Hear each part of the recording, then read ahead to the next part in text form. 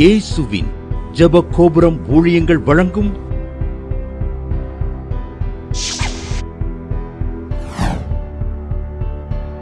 நம்பிக்கையிலே சந்தோஷமாயிருங்கள்.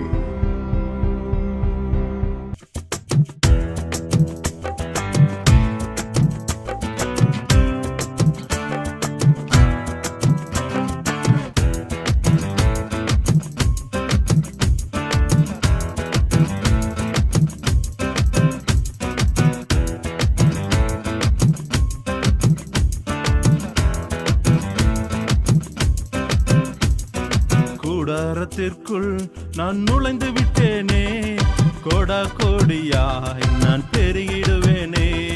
கூடாரத்திற்குள் நான் நுழைந்து விட்டேனே, கோடா கோடியாய் நான் பெருகிடுவேனே.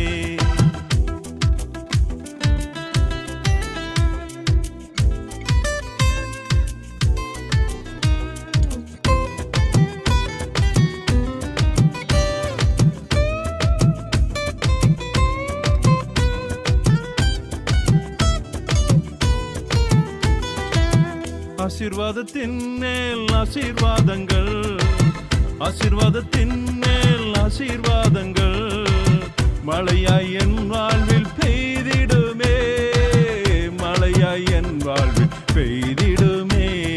கூடாரத்திற்குள் நான் நுழைந்து விட்டேனே, கோடா கோடியாய் நான் பெருகிடுவேனே. கூடாரத்திற்குள் நான் நுழைந்து விட்டேனே, கோடா கோடியாய் நான் பெருகிடுவேனே.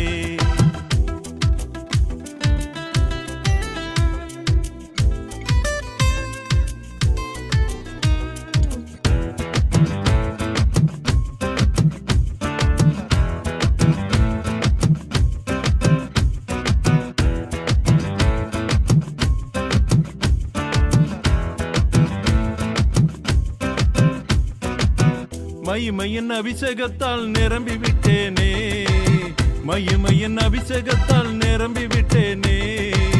மாபெரும் காரியங்கள் செய்திடுவேனே, மாபெரும் காரியங்கள் செய்திடுவேனே. கூடாரத்திற்குள் நான் நுழைந்து விட்டேனே, கோடா கோடியாய் நான் பெருகிடுவேனே. கூடாரத்திற்குள் நான் நுழைந்து விட்டேனே, கோடா கோடியாய் நான் பெருகிடுவேனே.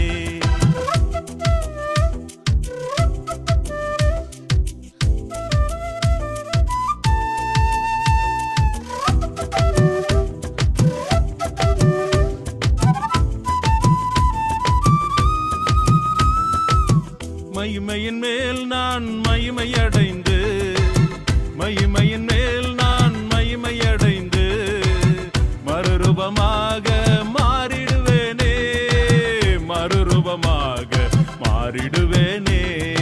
கூடாரத்திற்குள் நான் நுழைந்து விட்டேனே, கோடா கோடியாய் நான் பெருகிடுவேனே. கூடாரத்திற்குள் நான் நுழைந்து விட்டேனே, கோடா கோடியாய் நான் பெருகிடுவேனே.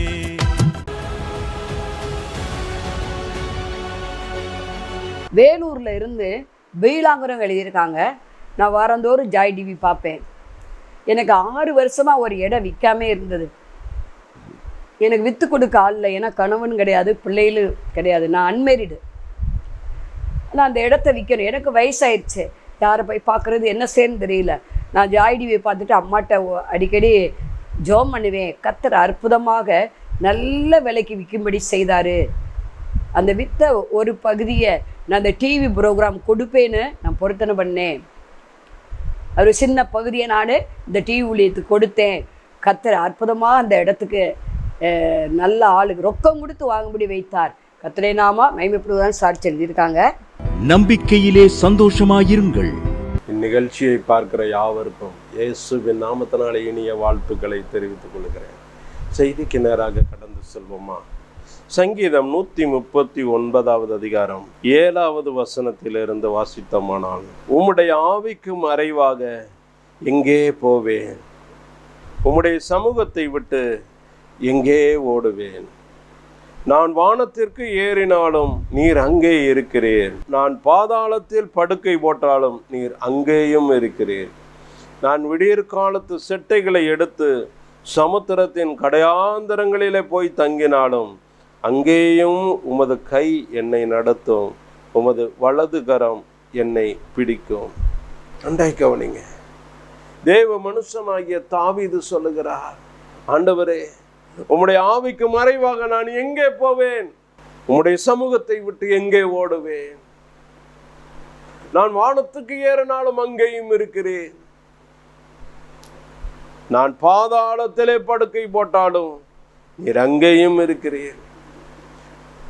சரி, விடியற் காலத்து செட்டைகளை அடித்து நான் அங்க போனாலும் எங்க போனாலும் நீர் விடுறதில்லப்பா, உம்முடைய கரம் என்ன பிடிக்கும்பா. அருமையாய் சொல்லுகிறார், நான் எங்க போனாலும் உம்முடைய கரம் என்ன பிடிக்குதுப்பா. இதுதாங்க ஆண்டவருடைய நேசம். உம்முடைய ஆவிக்கு மறைவாக நான் எங்கே போவேன் சொல்லுகிறார். உங்க மறைவை விட்டு நான் எங்கப்பா போவேன்? எங்கேயுமே போக முடியாதுப்பா. வானத்துக்கு போனாலும் அங்கேயும் நீங்க இருக்கீங்க, பூமிக்கு அடியில நான் போய் படுத்தாலும் அங்கேயும் இருக்கீங்கப்பா, கடலின் அடியில போய் கடந்தாலும் நீங்க அங்கேயும் வந்து நீங்க தூக்கிடுறீங்கப்பா.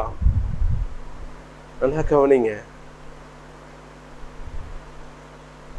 கர்த்தருடைய ஆவியானவர் வல்லமையுள்ளவர். கர்த்தருடைய ஆவி எங்கேயோ அங்க விடுதலை உண்டுன்னு நம்ம பார்க்கிறோம். இன்னைக்கு தேவ பிள்ளைகளாகிய நம்முடைய வாழ்க்கையில தாவீது சொன்ன மாதிரி, ஆண்டவரே, உம்முடைய ஆவிக்கு மறைவாக நான் எங்கே போவேன்? ஆதியாகமம் 6வது அதிகாரத்துல நம்ம வாசித்தோமானால்,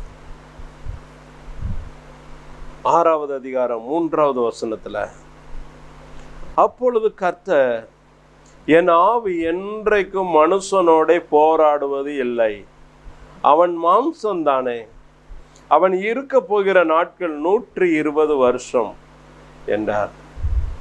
நம்ம பார்க்கிறோம், என் ஆவி என்றைக்கும் மனுஷனோட போராடுவது இல்லப்பா. நான் போராட மாட்டேன்ப்பா. என்னுடைய ஆவி போராடக்கூடியது அல்ல. என் ஆவி மனுஷனோட என்றைக்கு போராடுவது இல்லை.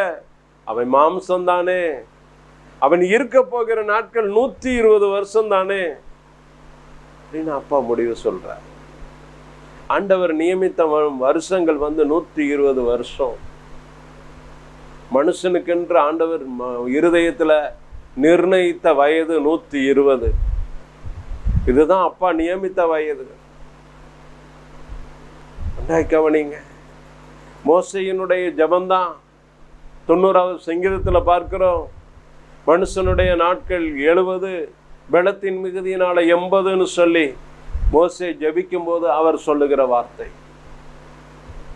இன்னைக்கு தேவ பிள்ளைகளாகிய நமக்கு அப்பா சொல்லுகிறார், என் ஆவி மனுஷனோட போராடுவது இல்லை, அவன் மாம்சம்தானே. ஏன் அப்படி சொல்லுகிறார்? என்ன அவருடைய இருதயத்துல அவ்வளவு தூரம் அங்கலாய்ப்பு? காரணம் என்ன? மனுஷர்கள் தங்களை கெடுத்து கொண்டார்கள்.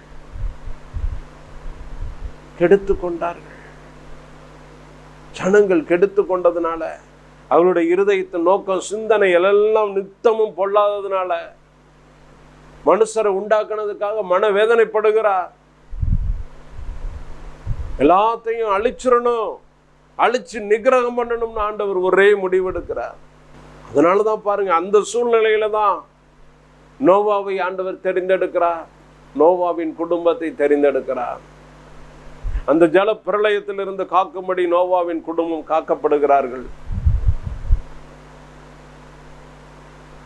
கவனிங்க, ஒரு நாளும் கர்த்தருடைய ஆவியோட போராடக்கூடாது. ஆண்டவர் வேதனையோட சொல்லுகிறார், என் ஆவி மனுஷனோட மாம்சத்தோட போராடக்கூடாது. அவன் மாம்சம் தானே, இனி நான் போராட மாட்டேன்பா, அவன் மாம்சம் தானே. நன்றாய் கவனிங்க.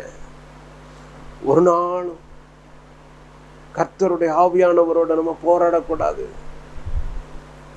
இன்னைக்கு தேவ பிள்ளைகளாகிய நம்முடைய வாழ்க்கையில எந்தெந்த காரியத்துக்கெல்லாம் ஆண்டவரோட நம்ம போராடுகிறோம் என்பதை யோசித்து பார்க்கணும். நன்றாய் கவனிங்க. யாக்கோபு தனித்திருக்கும் போது ஆதியாகமம் 32வது அதிகாரத்துல நம்ம வாசிக்கிறோம், ஆண்டவரோடு கூட போராடுகிறார். இந்த போராடுதல் ஒரு அன்பின் போராட்டம். நன்றாய் கவனிங்க. ஆதியாகமம் 6வது அதிகாரத்துல ஆண்டவர் வேதனைப்பட்டு சொல்லுகிறார், என் ஆவி மனுஷனோடு போராடுவதில்லை, அவன் மாம்சம்தானே என்று சொல்லுகிறார். அந்த போராட்டம் மனுஷன் மேல உள்ள வெறுப்பை ஆண்டவர் காட்டுகிறார், வேதனையை காட்டுகிறார், இருதயத்தின் வேதனையை காட்டுகிறார். ஒரு நாளும் அப்பாவுடைய இருதயம் வேதனைப்படும்படி நம்ம நடக்கவே கூடாது, நடக்கவே கூடாது. இங்க யாக்கோபு பாருங்க, ஆதியாகமம் 32வது அதிகாரத்தில் நம்ம வாசிக்கிறோம், ஆண்டவரோட கூட போராடுகிறார். 32வது அதிகாரம் 22வது வசனத்துல இருந்து நம்ம வாசித்தோம்னா, ராத்திரியில் எழுந்திருந்து தன் 2 மனைவிகளையும் தன் 2 பணிவிடைக்காரிகளையும் தன்னுடைய அனுப்பிவிட்டு யாப்போக்கு என்கிற ஆற்றின் துறையை கடந்தான். அவர்களை அப்புறப்படுத்தின பின்பு யாக்கோபு பிந்தி தனித்திருந்தான். அப்பொழுது ஒரு புருஷன் பொழுது விடியும் அளவும் அவருடனே போராடி. நல்லா கவனிங்க, யாக்கோபு போராடுகிறார். எதற்காக போடுகிறார்?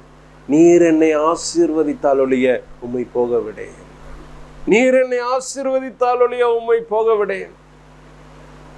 போராடுகிறார். இது ஒரு அன்பின் போராட்டம்.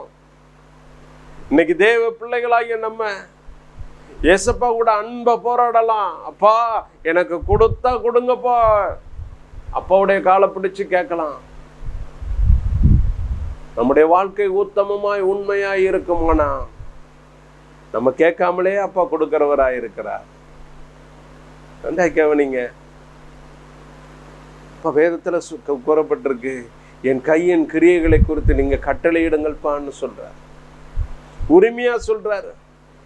அதனாலதான் பாருங்க, யோசுவாவினுடைய நாட்கள்ல யோசுவாவின் வாயிலிருந்து வரும் வார்த்தைக்கு ஆண்டு அப்படியே செவி கொடுத்தார். சூரியனே நீ நில்லு, சந்திரனே நீ நில்லுன்னா அப்படியே நிக்க ஆரம்பிச்சிச்சு. அதை போலத்த நாள் அதுக்கு முன்னாடியும் இல்லை அதுக்கு பின்னாடியும் இல்லைன்னு வேற நம்ம பார்க்கிறோம். அவ்வளவு தூரம் ஆண்டவர் அதிகாரத்தை கொடுக்கிறார், வல்லமையை கொடுக்கிறார். இன்னைக்கு தேவ பிள்ளைகளாக நமக்கு ஏசப்பா கொடுத்திருக்கிற அதிகாரம் வல்லமை அதுதான். என் நாமத்தின் நிமித்தம் பிசாசுகளை துரத்துவீர்கள், நவமான பாஷைகளை நீங்க பேசுவீங்க, வியாதியஸ்தர்கள் மேல கைய வைப்பீங்க, அவங்க சுஸ்தமாவாங்க. நமக்கு ஆண்டவர் அதிகாரத்தை கொடுக்கிறார், வல்லமையை கொடுக்கிறார். நம்ம தாங்க அதை பயன்படுத்தணும். பயன்படுத்த தவறி விடுகிறோம். நல்லா கவனிங்க. நம்ம கிட்ட இருக்கிற அபிஷேகம் நமக்கே தெரியல, நம்ம என்ன நோக்கத்திற்காக அழைக்கப்பட்டிருக்கிறோங்கிறத நமக்கே தெரியல. இன்னைக்கு நிறைய பேர் அழைப்பு தெரியாம தான் வாழ்ந்து கொண்டு இருக்கிறார்கள். நன்றாய் கவனிங்க. ஒவ்வொருவரும் தங்களுடைய அழைப்பையும் தெரிந்தெடுத்தலையும் உறுதியாக்கும்படி ஜாக்கிரதையாயிருங்கள்னு வேதத்துல பார்க்கிறோம். நம்முடைய அழைப்பை புரிந்து கொண்டு நடக்கணும். எதற்காக நாம் பிடிக்கப்பட்டோம், எதற்காக நாம் அழைக்கப்பட்டோம், எதற்காக நாம் வேறு பிரிக்கப்பட்டோம், இந்த அழைப்பையும் புரிந்து தெரிந்து கொள்ளணும். நம்ம தெரிந்து கொள்ளும் போதுதான் நாளுக்கு நாள் நம்முடைய வாழ்க்கையில ஒரு வளர்ச்சி உண்டாகும். அப்பாவுடைய தரிசனத்துக்கு நேராய் நம்ம நடந்து செல்லணும். ஒரு நாளும் அப்பாவுடைய ஆவி நம்மோடு கூட போராடக்கூடாது. ஆண்டவர் மனம் கசந்து சொல்லுகிறார், என்னுடைய ஆவி மனுஷனுடைய போராடுவதில்லை, அவன் மாம்சம் தானே.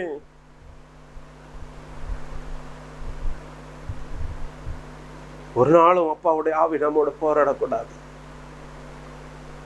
நல்லா கவனிங்க.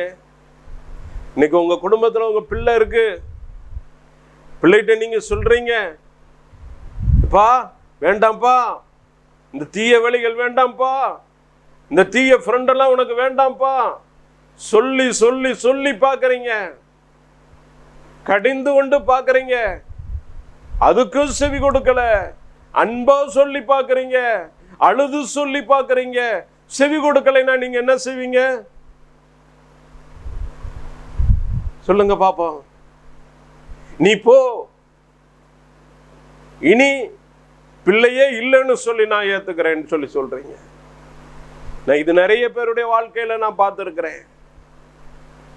எங்க வீட்டுக்கு பக்கத்துல ஒருத்தர் இருக்கிறாரு. அவருடைய மக தானா ஒரு வாழ்க்கையை தெரிந்தெடுத்து தகப்பனுக்கும் தாய்க்கும் சொல்லாம ஊரை விட்டு கடந்து போனான். போனவள் தான். இவர் உடனே சொல்லிட்டாரு, இனி நீ எனக்கு பிள்ளையே இல்லை என்று சொல்லி எல்லாத்திலையும் இருந்து அந்த பிள்ளை பேரை மட்டும் கேன்சல் பண்ணிட்டார்.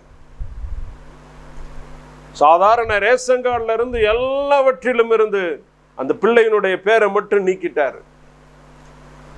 நன்றாய் கவனிங்க. எவ்வளவு தூரமான வேதனை இருந்திருக்கும். ஒரு தகப்பனுக்கும் தாய்க்கும் எவ்வளவு வேதனை இருந்திருக்கும். பிள்ளை வழி மாறி போனதுனால, தன் வீட்டை விட்டு போனதுனால அந்த அம்மா என்ன செய்வாங்க தெரியுமா? தனியா உட்காந்து மரத்துக்கடியில உட்காந்து அழுவாங்க, ஓன்னு அழுவாங்க. இது அநேக நாள் நடந்துச்சு. அநேக நாள் பிள்ளை நினைக்கும் போதெல்லாம் அழுவாங்க. நல்லா கவனிங்க. இதே போலத்தான் ஆண்டவருடைய இருதயம் அங்கலாய்க்கும்படி நம்ம மாறக்கூடாது. அவருடைய இருதயம் வேதனைப்படும்படி காரியங்கள் நம்மிடத்துல காணப்படக்கூடாது. இப்படித்தான ஒரு சூழ்நிலை நடந்தது. அதனாலதான் ஆண்டவர் பூமியை அழிக்கும்படி, நிக்கிரகம் பண்ணும்படி ஆண்டவர் எண்ணம் கொண்டார். என் ஆவி மனுஷனோட போராடுவதில்லை என்று சொன்னார். ஒரு நாளும் அந்த சூழ்நிலைகள் நம்முடைய வாழ்க்கையில வரவே கூடாது. இன்னொரு காரியம், ஏசாயா 40வது அதிகாரம் 13வது வசனத்திலே வாசித்தோமானா, கர்த்தருடைய ஆவியை அளவிட்டு அவருக்கு ஆலோசனைக்காரனாயிருந்து அவருக்கு போதித்தவன் யார்? நன்றாய் கவனிங்க. கர்த்தருடைய ஆவியை அளவிட்டு அவருக்கு ஆலோசனைக்காரனாயிருந்து அவருக்கு போதித்தவன் யார்? சில நேரம் ஆண்டவருடைய ஆவியவே நம்ம அளவிடுகிறோம். நம்ம ஒரு லிமிட் வச்சுக்கிறோம். இதுதான் அப்பா வாழ முடியும், இதுக்கு மேல அவரால முடியாது. நன்றாய் கவனிங்க. இவ்வளவுதான் செய்ய முடியும், இதுக்கு மேல அவரால முடியாது. நம்மளா ஒரு கணக்கு வச்சிடறோம். அதனாலதான் ஏசாயா புஸ்தகத்துல சொன்னாரு, மோசையை பார்த்தோம் அதே வார்த்தை தான் சொன்னாரு, என்னுடைய கை குறுகி இருக்கப்பா. ஜனங்கள்லாம் வந்து முறையிடுறாங்க, வெறும் அப்பத்தை மட்டும் சாப்பிட்றோம், வெறும் மண்ணாவை மட்டும் சாப்பிட்றோம், எங்களுக்கு இறைச்சி வேணும் முறையிடுறாங்க. முறையிடும் போது மோசே சொல்லுகிறார், எப்பா இவ்வளவு பேரை போஷிப்பேன்னு சொன்னீங்களப்பா, நீங்க இன்னும் போஷிக்க காணுமே. இவ்வளவு பேருக்கு நான் எப்படி நான் கொடுப்பேன்? இந்த கடல்ல இருக்கிற அத்தனை ஜீவராசிகளை கொண்டு வந்து கொடுத்தாலும் அது காணாதே, ஆடு மாடுகளை அடிச்சாலும் அது போதாதே. நல்லா கவனிங்க. அளவிடுகிறார். அதனாலதான் அப்பா அங்க குறுக்கிடுகிறார், எப்பா என்னுடைய கை குறுகி இருக்கோ, என் கை குறுகி போச்சாப்பா. தேவ பிள்ளைகளாகிய நம்ம ஒரு நாளும் கர்த்தருடைய ஆவியை அளவிடக்கூடாது. அதுக்கு ஒரு அளவு வைக்க கூடாது. அவருடைய கை குறுகி போகவில்லை, கேட்க கூடாதபடி அவருடைய செவி மந்தமாகவும் இல்லை. நல்லா கவனிங்க. ஒரு நாளும் அப்பாவுடைய கைகளை நம்ம அளவிடக்கூடாது, அவருடைய ஆவியை அளவிடக்கூடாது. இன்னொரு காரியம், அவருக்கு போதனை செய்கிறது, அவருக்கே போதிக்கிறது. நன்றா கவனிங்க. அவருக்கு தெரியாத ஒன்றுமே இல்லை. நம்முடைய இருதயம் அவருக்கு தெரியும், நம்முடைய சிந்தனைகள் அவருக்கு தெரியும், நம்முடைய எண்ணங்கள் அவருக்கு தெரியும். ஒரு நாள் அப்பாவுக்கு போதிக்கிறவர்களாய் நம்ம மாறக்கூடாது. அவருடைய போதனையை கேட்டு நாம் அதன்படி நடக்க ஆரம்பிக்கணும். சில பேர் மிதமிஞ்சிய நீதிமான்களாய் காணப்படுவாங்க. நம்ம சொல்றது அவர் கேட்கணும். நன்றா கவனிங்க. அவருக்கு தான் நம்ம கீழ்ப்படியும்னு வேதம் காட்டுகிறது. ஒவ்வொரு நாளும் ஆண்டவருடைய சத்தத்தை கேட்டு அவருக்கு செவி கொடுத்து நடப்பது தான் நமக்கு நல்லது.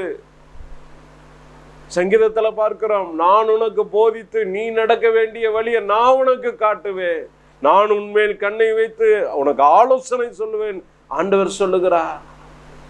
அவர் தாங்க நம்மளை போதிக்கணும். மார்க்கில் சொல்லுகிறார், என்னிடத்துல வந்து என்கிட்ட கற்றுக்கொள்ளுப்பா, என் நுகம் மெதுவாயும் என் சுமை லகுவாயும் இருக்கு நான் சொல்லுகிறார். நம்ம கற்றுக்கொள்ளுகிறத அவரிடத்துல போய் கற்றுக்கொள்ளணும். நாம் அவருக்கு போதிக்க கூடாது. இப்படி செய்யுங்க அப்படி செய்யுங்க போதிக்க கூடாது. நன்றாய் கவனிங்க. எல்லா ஜனங்கள் பாருங்க, மோசேட்ட வந்து முறுமுறுக்கிறாங்க. மோசே ஒரு எத்தியோப்பிய ஸ்திரியை கல்யாணம் முடிச்சதுனால பாருங்க, அவர்கிட்ட வந்து விதவிதமா பேசுறாங்க. நீ இப்படி வழி மாறி போயிட்ட, செஞ்சுட்ட, வாய்க்கு வந்ததெல்லாம் பேச ஆரம்பிக்கிறாங்க. அதுவரை பேசாத சகோதரியெல்லாம் பேச ஆரம்பிக்கிறாங்க. மோசேக்கு விரோதமாய் கூட்டம் கூடுறாங்க. கவனிங்க. ஆண்டவர் ஒரு மனுஷனை தெரிந்தெடுத்தார் என்றால், ஒரு மனுஷனை அழைத்தார் என்றால், அந்த அழைப்புக்கு நேராய் ஓட வேண்டும். அந்த அழைப்புக்கு நேராய் ஓடுறவங்களை நம்ம குற்றப்படுத்தி காட்டக்கூடாது. மோசேயை குற்றப்படுத்தின மிரியாமுக்கு என்ன நடந்தது தெரியுமா? குஷ்டம் வந்தது. குஷ்டம் வந்தது. அவளுக்காக மோசே திறப்பிலை நின்று கதறி எழுது ஜெபித்தார். நன்றாய் கவனிங்க. ஒரு நாளும் தேவ பிள்ளைகளுக்கு விரோதமாய் நம்ம பேசக்கூடாது. கர்த்தருடைய ஆவியானவருக்கு போதிக்க கூடாது. கர்த்தருடைய ஆவியை நாம் அளவிடக்கூடாது. அவருடைய கை குறுகி போன கை அல்ல. 5 அப்பங்களை கொண்டு 5000 பேருக்கு போஷித்த தெய்வம். வானத்தை மன்னாவினால் ஜனங்களை நடத்தின தெய்வம். கீழ்காற்றை அனுப்பி காடைகளால் போஷித்த தெய்வம். உங்களை என்னை போஷிக்க வல்லவர். உங்களையும் நம்மனை உடுத்துவிக்க வல்லவர். உங்களை என்னையும் கைதூக்கி எடுப்பார். ஒவ்வொரு நாளும் கரம் பிடித்து நடத்துவார். அவருடைய கரத்துக்குள்ள அடங்கிருங்க. அப்பாவுடைய கரத்தை பிடிச்சு கொள்ளுங்க.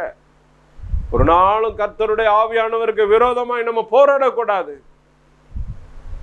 ஆவியானவருக்கு நம்ம போதிக்க கூடாது. ஆவியானவரை அளவிடக்கூடாது. அது மாத்திரம் இல்லாம ஏசாயா 40வது அதிகாரம் 13வது வசனத்திலிருந்து வாசித்தோமானா, கர்த்தருடைய ஆவியை அளவிட்டு அவருக்கு ஆலோசனைக்காரனாய் இருந்து அவருக்கு போதித்தவன் யார்?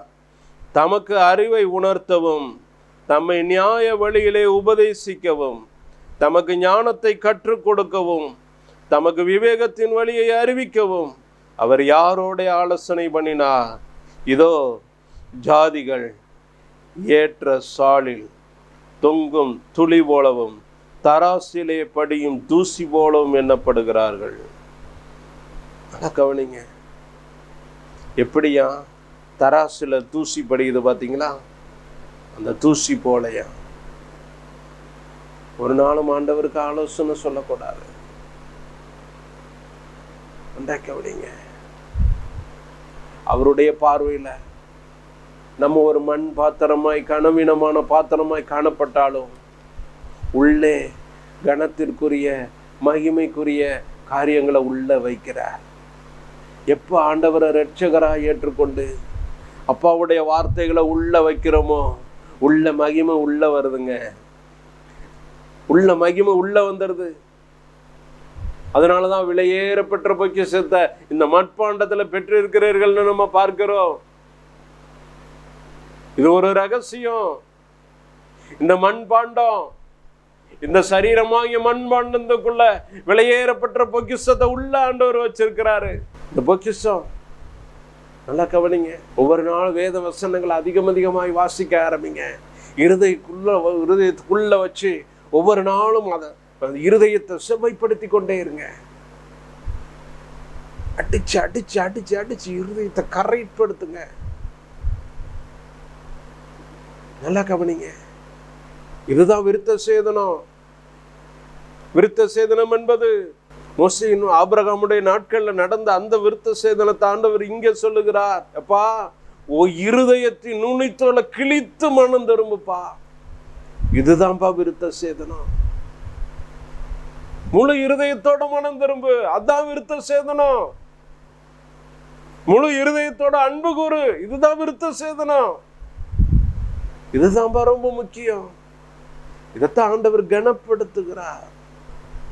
இன்னைக்கு தேவ பிள்ளைகளாகிய நம்ம கர்த்தருடைய ஆவியானவருக்கு விரோதமா ஒரு நாளும் போராடக்கூடாது. கர்த்தருடைய ஆவியானவருக்கு விரோதமா நம்ம போதிக்க கூடாது. ஒரு நாளும் அவருடைய கைகள் குறுகி போயிருச்சுன்னு சொல்லி அவருடைய கையை அளவிடக்கூடாது. அவருக்கு ஆலோசனை கொடுக்க கூடாது. அவருடைய ஆலோசனை நமக்கு வேணும். நல்லா கவனிங்க. யாக்கோபு பிந்தி தனித்திருந்தார், பொழுது மிடியும் அளவு போராடினார். ஆண்டவரே, நீர் என்னை ஆசீர்வதித்தருளியே உம்மை போகவிடுன்னு சொன்னார். நம்முடைய போராட்டம் ஒரு அன்பின் போராட்டமாய் மாறட்டும், ஒரு நேசத்தின் போராட்டமாய் மாறட்டும். அப்பாவோட இருதயம் அன்புக்கு இயங்குகிற இருதயம். அதனாலதான் பேதுருவை பார்த்து சொன்னார், பேதுருவே, நீ என்னில் அன்பாய் இருக்கிறாயா? நீ என்னை நேசிக்கிறாயா?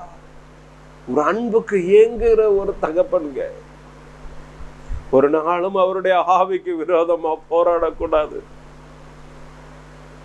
இன்னைக்கே நம்ம மனம் திரும்புவோம். ஒவ்வொரு நாளும் நம்ம துக்கப்படுத்தினது போதும். இவ்வளவு நாட்கள் அப்பாவுடைய இருதயத்தை வேதனைப்படுத்தினது போதும். இன்னைக்கு மனம் திரும்புவோம். இன்னைக்கு நம்முடைய நாள் ரட்சிப்பின் நாளாய் மாறட்டும். இன்னைக்கு நம்முடைய நாள் மறுரூபத்தின் நாளாய் மாறட்டும். செபிப்போமா. சோதரமாப்பா தகப்பனே, நீர் பேசுற வார்த்தைகளுக்கு நன்றி செலுத்துகிறோம் ஐயா. தகப்பனே, உமக்கு நன்றி சுவாமி. உம்முடைய ஆவிக்கு மறைவாக நாங்கள் எங்கே போவோம்? உம்முடைய சமூகத்தை விட்டு நாங்கள் எங்கே ஓடுவோம்?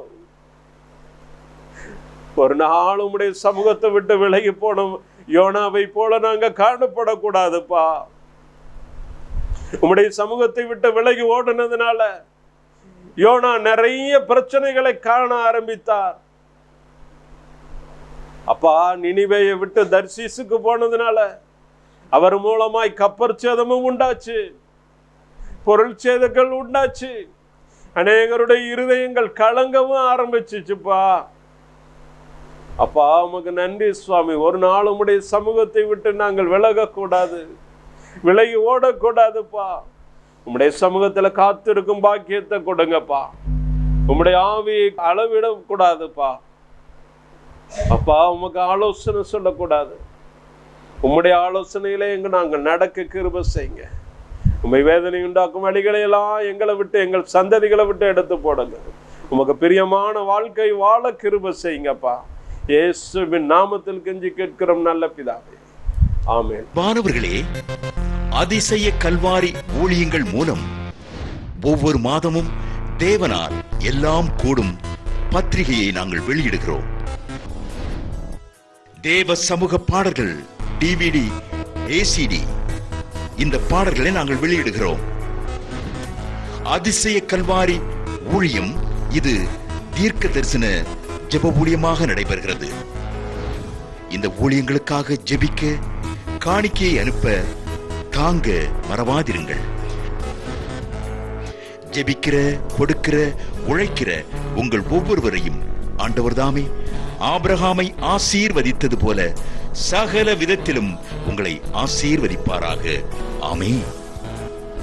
அன்பிற்குரியவர்களே, இந்த ஊழியத்தை உங்கள் காணிக்கைகளால் தாங்குபவர்களின் கவனத்திற்கு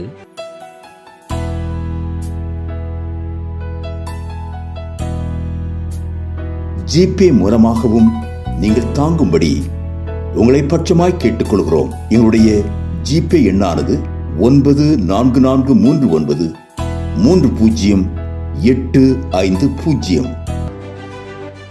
எங்களது முகவரி சகோதரி எலிசபெத் சுந்தர்ராஜன், எண் 27, பொதிகை தெரு, குழந்தை சாமி நகர், வண்டியூர், மதுரை 20. செல்போன் எண்கள் 9484177765 9095328172 மற்றும் 9439308550.